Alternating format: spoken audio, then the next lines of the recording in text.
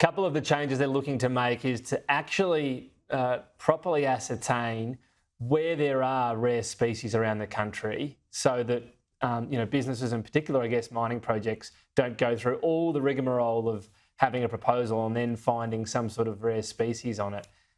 Would that be a good idea? Would that be a bit smarter rather than just, draw up the tenements, hope for the best approach we seem to have been doing? Well, I think that, again, speaking with industry, which is something the Minister hasn't been doing, despite her claims to the contrary, there are better ways of doing things all over the shop in relation to these reforms. Providing certainty up front about where you can and can't commission new projects, I think, is a good way of doing it. But I would not trust Canberra to get it right. I think this needs to be industry-led in partnership with the community that owns the environment, rather than a bunch of bureaucrats and politicians setting down the rules around this.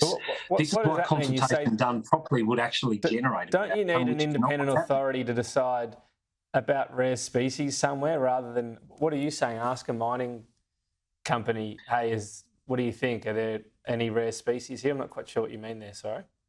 Well, I think as part of the assessment process, working with those who intend to open up a new mine or undertake some sort of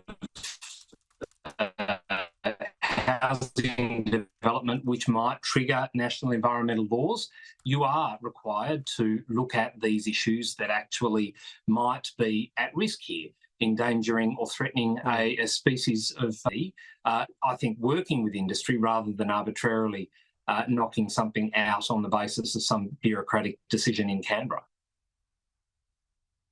I mean, when you're talking about trusting the industry, don't we go from recent history of Rio Tinto blasting this 46,000-year-old Aboriginal site to get iron ore? How trustworthy is the industry? Well, I'll tell you one thing. We can legislate to prevent all sorts of things from happening. We do rely on the business sector, industry, to do the right thing. That company did the wrong thing.